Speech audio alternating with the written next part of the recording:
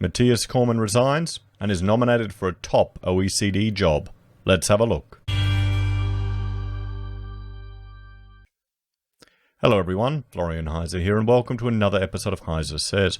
Grab your stein of coffee, because it looks like Senator Mathias Cormann, who, is resigning from the Senate and from Parliament, has been nominated for the top position at the OECD of Secretary General. So let's have a look at this media statement from the Prime Minister announcing this nomination. Australia will nominate the Minister for Finance, Senator Mathias Cormann, as its candidate for Secretary General of the Organisation for Economic Cooperation and Development, the OECD. This is the most important Australian nomination for a major international body in decades. As the global economy recovers from the COVID-19, the OECD's role in shaping international economic policy will be more critical than ever. Key institutions like the OECD will need strong leadership, and Senator Cormann is uniquely qualified for this task. Now, the OECD, they were founded in 1961. It's the Organisation for Economic Cooperation and Development. So it's been around for quite some time, and you can see here in the little image just all the nations which are the members of this organisation. It's an intergovernmental organisation. Now, we have to realise that there's a reason why you have consistent economic policies emerging all around the world and consistent responses, because it's the same people, the same Keynesian approaches to things, all in these same organizations, all working on an international level. So you're not going to, any contrarian opinions are going to be dismissed. I doubt there'd be many Austrian economists in this in the OECD. Prove me wrong if they are. Please let me know. Mathias Cormann has played a central role in economic policy making since his appointment as Finance Minister in September 2013. His financial stewardship helped to position Australia to better withstand the economic shock of the pandemic than most other nations. He has made an indispensable contribution to shaping Australia's response to the pandemic. These experiences will be invaluable, guiding the OECD's work to help all nations and the global economy recover from the pandemic. Senator Cormann has already been an influential contributor in regional and global economic institutions, having attended every G20 leaders meeting since 2014 and numerous G20 finance ministers, IMF and World Bank meetings over this period. Over the last 7 years, Senator Cormann has worked with many OECD leaders and dozens of Treasury, Finance and Trade Minister counterparts from developed and developing countries. Senator Cormann will bring a rare perspective to this role, having spent half of his life in Europe and half in the Indo-Pacific. Is it really that rare? In addition to understanding the cultures, economic strengths and political dynamics of both regions, Senator Cormann grew up speaking German before pursuing his high school and university studies in French, Flemish and English. This nomination highlights our determination, signalling in my Lowy speech in October last year for Australia to take on even more forward-leaning approach to international economic institutions. As the most successful multicultural country in the world, I don't know, I think, maybe Yugoslavia, or, that's a joke, or Canada would, claim that title. Definitely Canada would, wouldn't they? Maybe you got to give Trudeau a call, ScoMo. Australia takes great pride in the story of Mathias Cormann.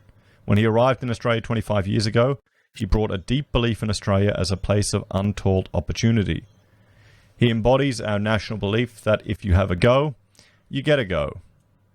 Yeah, that sounds about right, but it seems to be a bit harder now that the government is chucking every bloody thing to keep a property bubble going. It's a bit harder to have a go and to get ahead when property's gone up a little bit in the last 25 years. Just a tad. Just a tad. I guess the younger generations just have to have a bit of a harder go. They have to work a bit harder. That's all. Back in my day, Senator Cormann will step down from the ministry and the Senate on the 30th of October 2020 before being formally nominated. Nominations for the OECD role close at the end of October, with interviews and intensive consultations commencing thereafter, with an outcome expected in the first part of 2021. Until that time, Senator Cormann's entire focus will be on continuing to deliver for Australians as it has been since he was elected. Mathias has been a dear friend, a trusted colleague, and a source of great counsel. He's been a great servant of Western Australia and the country.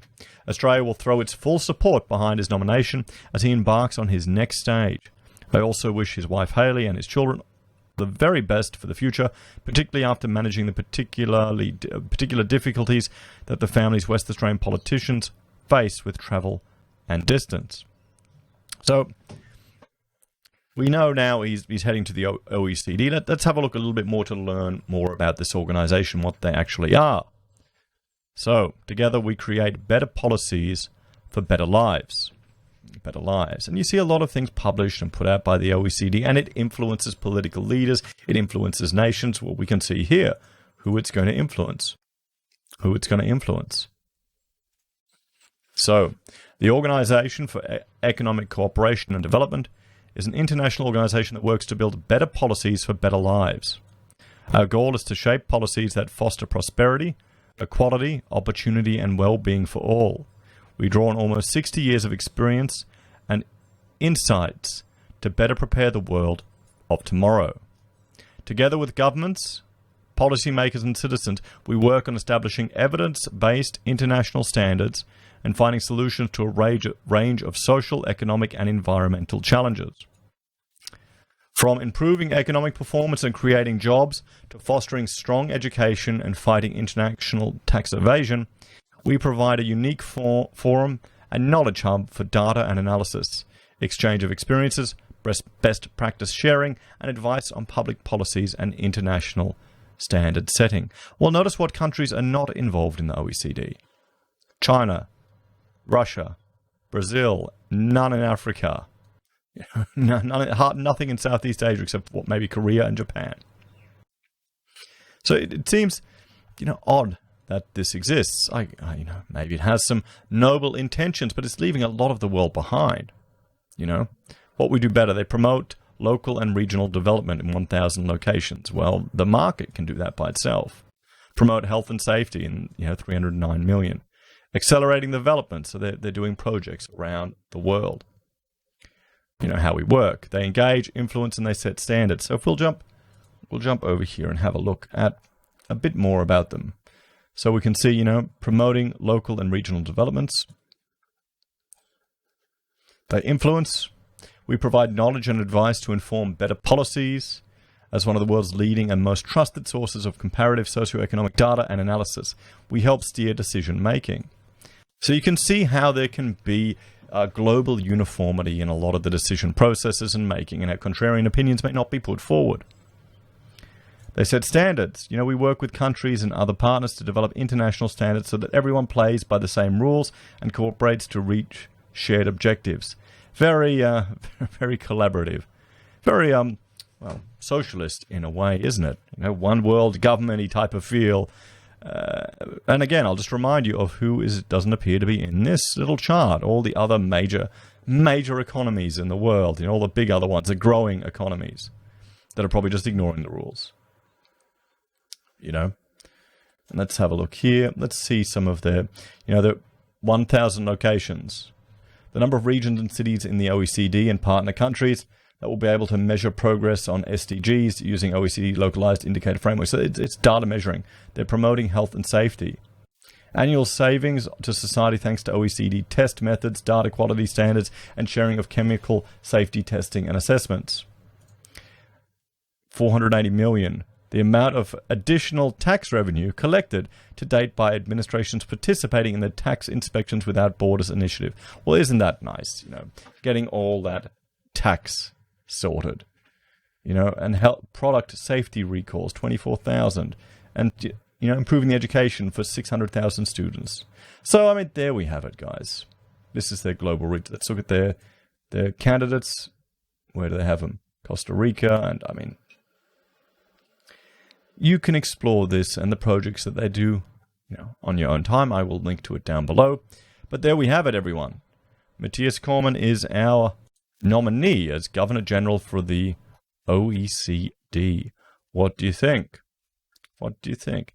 Could you possibly see why we're having all these uniform approaches being delivered all over the world? Because it's the same people, same groups, same meetings, same discussions. We'll have to wait and see, guys. Do you think it's a good move for Australia?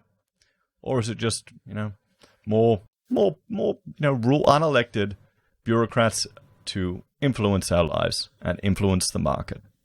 What do you think? As always, let me know your thoughts and opinions in the comments down below. Please like, share, and subscribe to the channel. If you're a fan and want to support the content I create, there are a few ways you can. You can join the channel on YouTube or Patreon. You can support us using our affiliate links at Amazon, eBay, Independent Reserve, or Kucoin. You can buy merch from HeiseSays, use Gold Pass from the Perth Mint, or support us via PayPal. Take care, everyone. Have a great day. I'll see you next time.